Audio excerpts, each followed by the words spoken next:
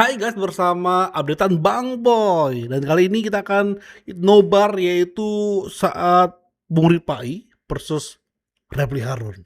Bang Boy gak akan skip-skip, kita tonton bareng. Nanti di video terpisah Bang Boy akan masukkan video ini kalau ada hal yang urgent, ada yang bagus substansinya untuk kita pelajari sama-sama. Langsung aja, ini dia bersedia.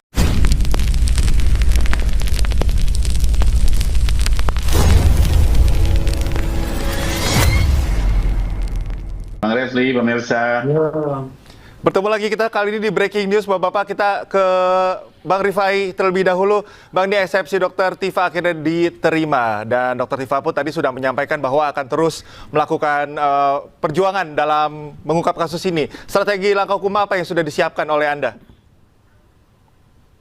Ya, pertama kami mengapresiasi putusan SELA dari PN Jakarta Timur yang menyatakan dakwaan batal demi hukum dengan pertimbangan bahwa terjadinya penggunaan delik yang sama, tapi menggunakan KUHP lama maupun KUHP baru, sehingga dikesankan terjadi ambiguitas.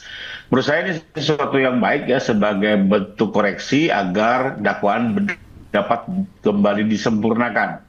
Karena nanti kan setelah ini diperbaiki, diajukan kembali ke sidang, tentunya justru dakwaan akan lebih sempurna untuk menjadi acuan persidangan berikutnya. Jadi buat saya ini sesuatu yang baik saja sebagai check and balances ya.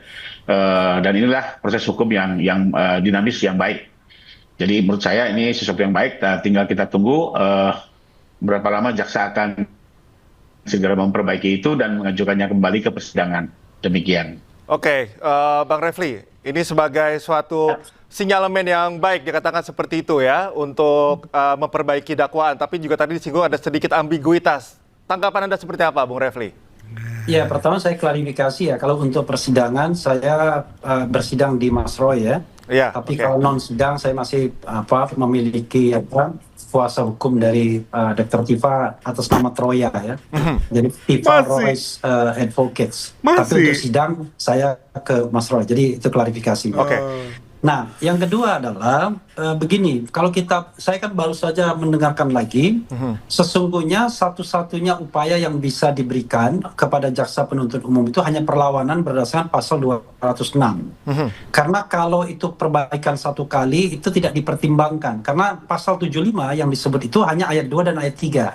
Tidak ayat yang dikatakan rekan Rifai tadi, yaitu ayat 4-nya. Jadi ini saya sure ya soal ini. Jadi yang diberikan upayanya itu hanya perlawanan. Jadi perlawanan itu ke pengadilan tinggi dan nanti kita lihat apakah pengadilan tinggi kemudian menerima mengabulkan perlawanan dari pihak jaksa penuntut umum atau tidak. Itu satu. Yang kedua, kalau kita perhatikan secara cermat ya, ini tidak hanya karena ketidakkonsistenan berlakunya dua rezim KUHP, yaitu antara pasal 433 dan 310. 433 KUHP yang lama, yang baru, dan 310 KUHP yang lama.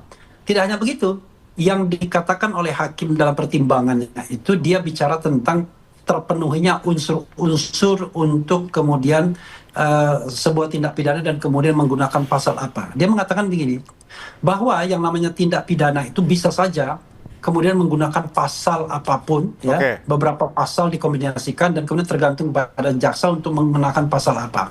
Tetapi one thing for sure harus jelas dalam membuat dakwaan itu. Jelas tempus delictinya, jelas locus delictinya, jelas unsur-unsurnya. Nah sebenarnya hakim ini merujuk pada pasal 32 ayat 1 dan pasal 35, walaupun dia tidak sebutkan. Karena kalau kita bicara keterpenuhan unsur, itulah yang paling bermasalah.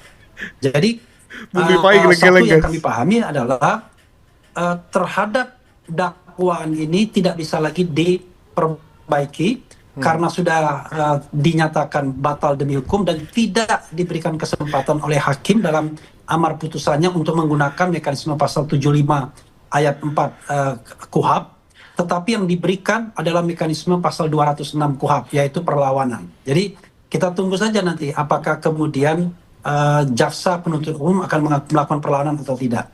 Kalau saya sih, kami berharapnya tidak melakukan perlawanan, sehingga case close untuk Dr. Tifa begitu. Oke.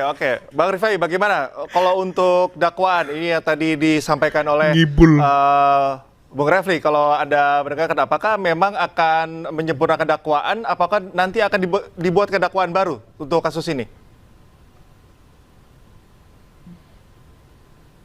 Oke, jadi ini perlu saya luruskan dulu ya. Jadi pertimbangan hakim ini murni hanya mempersoalkan penggunaan pasal yang sama, ya delik yang sama di KUHP lama dan KUHP baru. Saya langsung aja buka. Yang persoalkan itu pasal 310 yang ada di KUHP lama digunakan dengan 433 KUHP baru. Memang ini kan seharusnya memilih sesuai asas lex favoreo. Di antara dua pasal ini mana yang menguntungkan terdakwa, maka itu yang digunakan. Tidak bisa digunakan keduanya. Jadi itu dipersoalkan. Ini nggak ada kaitannya dengan apalagi undang-undang ITE yang disebutkan. Ini jauh sekali ya. Sama-sama kita simak putusan pengadilan sama sekali tidak menyentuh itu. Hanya soal pemilihan antara pasal 310 KUHP lama atau pasal 433 KUHP baru. Nah, dalam konteks seperti ini, jaksa ada dua pilihan. Pertama, dia langsung menjalankan perbaikan dan mengajukannya kembali. Dan ini sudah pengetahuan umum lah. Semua orang yang berlitigasi memahami ini. Atau kedua, jaksa mengajukan banding ke pengadilan tinggi. Memang itu juga satu pilihan ya. Tapi kalau kami lihat sih dari persoalan yang ada, ya saya kembalikan. Tetap ini silakan jaksa yang mengambil keputusan dan mereka pun juga independen mewakili negara. Tapi kalau saya melihat karena yang dipersoalkan hanya soal pelurusan pasal dan bicara juga waktu yang akan lebih efisien, tentunya kita harapkan jaksa akan mengambil langkah untuk memperbaiki dengan tetap menghormati ya. Nantinya jaksa akan mengambil langkah apakah tetap mau banding ke pengadilan tinggi, ya itu juga sebuah hak yang bisa dilakukan. Tapi kalau kami dari segi korban mengharapkan seperti itu, kenapa? Karena kembali lagi jaksa pun dalam menjalankan perkara ini juga perlu mempertimbangkan kepentingan korban, baik dalam hal ini untuk memperjelas soal keaslian ijazah, termasuk juga untuk bisa memulihkan nama baik korban. Jadi jaksa juga sebaiknya melihat kepentingan semua pihak. Jadi kembali lagi, menurut saya soal yang menjadi dasar dinyatakannya dakwaan Bartolomé Gong hari ini adalah persoalan yang sederhana sekali dan tidak ada kaitannya dengan Undang-Undang ITE dan ini bisa kita simak bersama di dalam putusan tadi. Demikian. Oke, Bang Refli, Anda dari awal sudah mengkritik keras ya terkait dengan penangkapan Dr. Tifa. Memang Anda sudah mendengar kejanggalan ini dari awal sehingga ini adalah hasil yang mungkin sudah bisa diprediksi. Ya, sebelum menjawab itu saya mengatakan two lawyers will have different opinions, maybe more than 10 opinions. Yep. Jadi kalau tadi rekan Rifai mengatakan bahwa tersedia dua option, saya mengatakan option pasal 75 ayat 4 itu sudah tertutup karena tidak diberikan oleh hakim. Dan hakim tidak mengutip pasal 75 ayat 4. Tapi yang dia kutip adalah pasal 75 ayat 2 dan ayat 3. Okay. Itu satu ya. Jadi kita hargai perbedaan pendapat ini. Yang kedua adalah option yang diberikan ada the only option itu hanyalah perlawanan yang disediakan oleh pasal 206. Yang ketiga, jelas tadi walaupun tidak menyebutkan pasal 32 ayat 1 dan pasal 35, tetapi hakim itu bercerita mengenai bahwa yang namanya dakwaan itu ya, uraiannya harus cermat, jelas, lengkap mengenai tindak pidana yang didakwakan dengan menyebutkan waktu dan tempat tindak pidana dilakukan. Oke. Jadi, dia mau menceritakan bahwa kalau membuat dakwaan itu harus jelas peristiwanya apa, lokusnya apa, tempusnya apa, dan itu sebenarnya tidak hanya terkait pada pasal 310 dan 433. Karena kalau kita bicara tentang 433 dan 310, itu kan hanya soal perbedaan dua rezim. Tetapi kalau kita bicara mengenai unsur-unsur dan lain sebagainya, yang paling bermasalah itu justru Undang-Undang ITE-nya. Makanya kami katakan, kalau membaca dakwaan, ya kami satu kesatuan. Tidak bisa kemudian baca dakwaan hanya mengambil seolah-olah hanya penggunaan dua rezim yang berbeda. Enggak. Karena hakim jelas-jelas mengatakan bahwa membuat surat dakwaan itu ya, Anda boleh memilih banyak pasal, tetapi peristiwanya harus cermat, harus jelas, harus tempus delicti-nya di mana, locus delicti-nya di mana, peristiwanya apa dan lain sebagainya. Tidak boleh sembarangan. Karena itu kami menganggap bahwa dakwaan ini sudah tidak bisa dilanjutkan lagi sebagaimana dikatakan oleh hakim, dan terhadap putusan hakim itu hanya tersedia satu mekanisme, yaitu perlawanan. Untuk itu saya mengatakan trust me. Kocak. Itulah putusan yang kemudian dikatakan oleh hakim. Perkara kemudian pasal 75 ayat 4 memberikan kesempatan untuk memperbaiki, tapi saya mengatakan hakim tidak memberikan kesempatan tersebut. Hakim tidak menyebutkan Oke. option itu, yang option yang dia sebutkan hanyalah perlawanan dan itu cetowelo-welo. Gitu. Oke, baik, Bang Rifai, apakah memang dakwaannya ini kayak- memang tidak sejelas itu mana kepala? Ini kayaknya gini ya. Satu aja Bang Boy akan skip bentar. Gini. Repri Bang Boy paham. Dia punya motif lain. Dia berharap jaksa jangan memperbaiki karena dakwaan yang sama akan dibawa untuk mendakwa Roy Suryo. Kalau diperbaiki, yang ngeri itu Roy Suryo. Langsung ke pokok perkara karena udah bagus dakwaannya. Sudah menuruti apapun perintah hakim. Jadi, ini akan bulus pengacaranya si Roy Suryo. Punya kepentingan dia guys ya. Punya kepentingan supaya jaksa jangan diperbaiki dong, supaya klien kami ini Roy Suryo ini tetap diterima eksepsinya. Pecundang banget mentalmu Repli. Takut bersidang ya kalian semua ya. Mana ekor misalnya, atau memang ini hal yang memang sudah harus diperbaiki ke depannya dan sudah mungkin dianalisis sebelumnya. Kalau kita bicara tadi kritik dari Bang Refli, kok sepertinya memang dinilai ini tidak jelas begitu dakwaannya.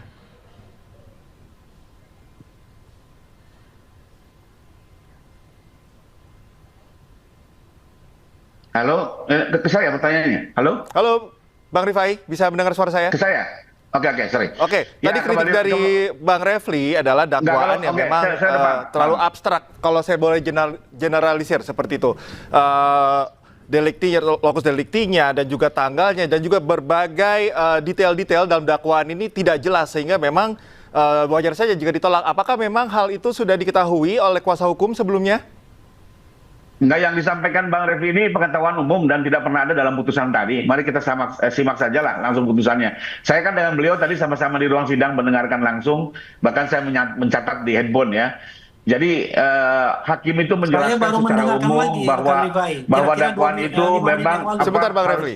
harus ada apa namanya tempus, 6 menit yang lokus, itu lalu. hal biasa, itu hal umum. Tapi kalau kita betul perhatikan, yang jadi persoalan hakim hanya jelas tadi penggunaan pasal 310 dan pasal 433 diatur dalam sebuah dakwaan alternatif. Itu memang ya apa, dengan menghargai juga pekerjaan yang sudah dilakukan jaksa, memang itu sesuatu yang bisa menimbulkan ambiguitas dan memang itu tinggal diperbaiki saja. Sebenarnya kalau mau simpel gitu ya, dirubah saja pasalnya, perbaiki, besok daftarkan lagi, nggak ada masalah gitu. Tapi ya kembali Kita lagi lihat kalau nanti, ini apakah ditafsirkan memang secara begitu? berlebihan, ya itu silakan aja. Ya. Oke, Mari kita oke. lihat juga, dan perlu dicatat ya, kepentingan korban juga harus juga diperhatikan. Ya, tidak bisa juga ini perkara diselesaikan apa namanya hanya dengan sebuah pertimbangan jaksa. Jaksa juga harus juga mendengar kepentingan korban, karena bagaimanapun juga hari ini jaksa selain mewakili negara juga merepresentasi kepentingan korban yang ingin juga, termasuk juga masyarakat pada umumnya ya, menginginkan soal jasanya juga terang benderang, clear.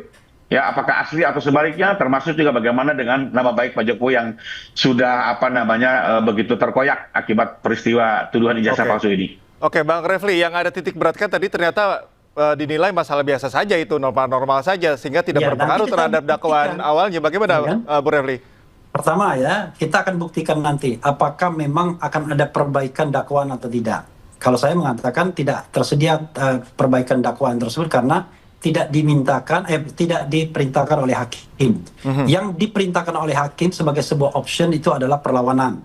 Silakan melawan, tetapi dakwaan tidak bisa lagi berubah, tidak bisa lagi diperbaiki. Oke. Ya, itu satu. Yang kedua adalah kalau soal misalnya to show ya kan bahwa ini adalah ijazahnya asli dan lain sebagainya, saya kira terlalu banyak forum, ya kan?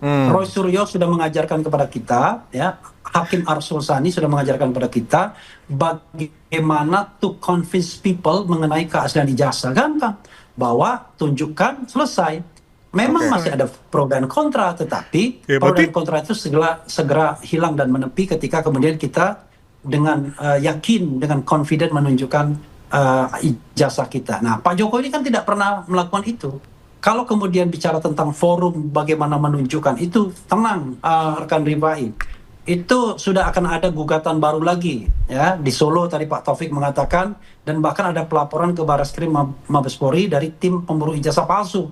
Nah, di situ Pak Jokowi ya tanpa kemudian kita mengabaikan azas praduga tak bersalah, ya, presumption of innocence, bisa menunjukkan bahwa ijazahnya memang asli, ijazahnya memang bukan palsu. Tetapi untuk kasus Roy Suryo dan Dr. Tifa, kita sudah lihat arahnya tidak pada pembuktian ijazah palsu, tapi arahnya pada penghukuman. Bahkan kita bicara kriminalisasi terhadap Roy Suryo dan Dr. Tifa. Karena itulah kita melawan from the beginning begitu, agar kriminalisasi tidak terjadi. Baik, melawan diperapit. Bung Refli dan juga Bung Rifai, tahan dulu, jangan kemana-mana, kita akan lanjutkan perbincangan nanti. Saya ke Bung Rifai. Bung Rifai, seperti yang sudah disampaikan oleh Dr. Tifa bahwa dia sudah mempersiapkan 3 pertanyaan untuk Pak Joko Widodo. Salah satunya adalah untuk menanyakan 709 dokumen yang sudah dimiliki terkait dengan keabsahan ijazah Joko Widodo. Persiapan Anda sebagai kuasa hukum, apakah sudah melengkapi dokumen-dokumen formal untuk menyanggah beberapa hal yang dipermasalahkan dari Dr. Tifa itu?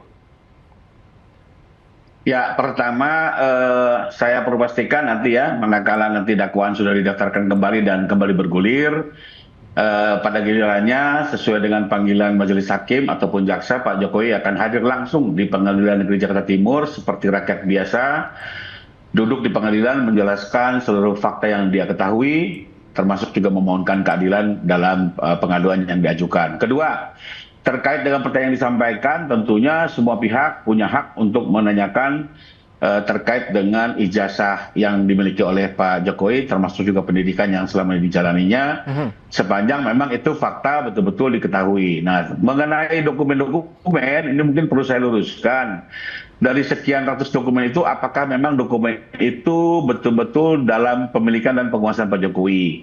Kalau dokumen ini dalam pemilikan dan penguasaan, tentunya Pak Jokowi harus menjelaskan. Tapi kalau dokumen-dokumen misalnya yang dimiliki oleh UGM, atau dokumen-dokumen yang memang bukan dibuat oleh dirinya, atau dirinya juga tidak pernah berinteraksi dengan dokumen tersebut, ya itu kan tentunya juga harus ditanyakan kepada pihak yang berkompeten ya.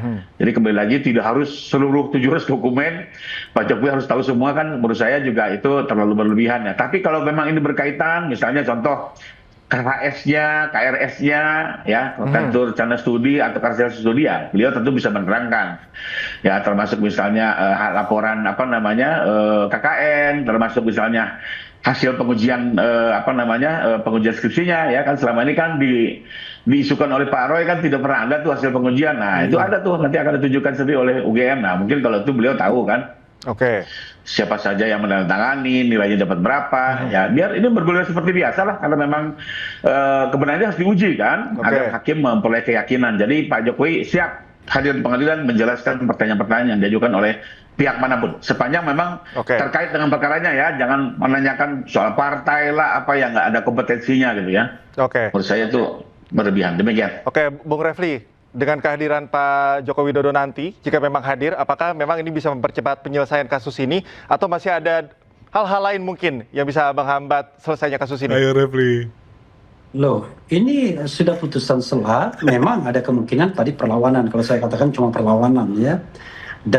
Dan kita tidak tahu apakah jaksa akan menggunakan haknya atau tidak. Karena kalau jaksa tidak menggunakan haknya kan case close gitu. Jadi case close ini jangan dikira kepentingan Dr. Tifa saja, jangan-jangan juga kepentingan Pak Jokowi kan begitu. Jadi kalau menurut saya ya kita tunggu saja apakah kemudian nanti akan ada perlawanan, lalu perlawanannya dikabulkan oleh pengadilan tinggi, kemudian kasus bisa dilanjutkan gitu. Nah, kalau kita sudah kasus dilanjutkan, ya barulah kita ngomong. Tapi kalau sekarang posisi kasus kan lagi berhenti gitu, dan kita belum mendapatkan putusan baru yang memungkinkan kasus dilanjutkan atau dibuka kembali. Jadi saya tidak mau membahas soal hadir tidaknya hadir Jokowi, ya, karena hari ini adalah ya tentu kita mau menikmati dulu lah kemenangan dikabulkannya nota perlawanan ini kan. Cuma memang ya kan kau kok Bang Bel potong lagi ya, kan kau pecundang Refli udah itu ya guys. Ada yang mengatakan wah ini kemenangan Pak Jokowi juga, itu terserah lah. Tetapi kalau dari sisi lawyers kan, lawyers job itu adalah bagaimana memenangkan case ya at any stage. Nah kalau stage-nya adalah eksepsi atau nota perlawanan dan dikabulkan, ya artinya lawyernya menang kan begitu. Kemarin kami di pra-peradilan artinya menang juga begitu. Oke. Ya. di sini Bang Boy stop di sini ya, karena akhirnya kita tahu ya bahwasanya Reply mencoba untuk mencuri kemenangan yang dibuat oleh Akatiri dengan mengatakan saya juga masih pengacara Troya ya. Ya Tuhan, nggak tahu diri. Kalaupun kau masih menganggap kau pengacaranya Tifa, ya Reply, lalu apa kabar dengan kau yang nggak bisa diterima oleh tim Tifa? Jangan kau mencuri kemenangan mereka, mencuri glorifikasi atas kerja keras yang lain. Kau itu bela Royce Rio di Prapit, itu aja. Yang pertama antara menang atau tidak. Yang kedua kau kalah. Kau itu belum pernah menang, Reply. Menang mutlak belum pernah kau. Jadi jangan pernah menganggap bahwasanya kau itu udah menang ya. Itu yang pertama. Yang kedua, ini terjawab guys ya. Terjawab dalam artian bahwasanya Reply nggak pengen adanya yaitu perbaikan. Karena dia berharap dakwaan yang sama, sekali lagi Bang pertegaskan, akan didakwa jaksa ke Royce Rio. Kalau sama dakwaannya seperti yang ditolak oleh hakim, ya, maka Royce Rio akan mengalami kasus yang kayak Tifa. Di stop sementara. Itu impian Reply. Tapi kan tidak. Jaksa kita dorong untuk memperbaiki. Perbaiki dulu supaya gak ada celah, ya. Support terus update Bang Boy. Pastikan sudah subscribe guys ya channel ini. Bye bye.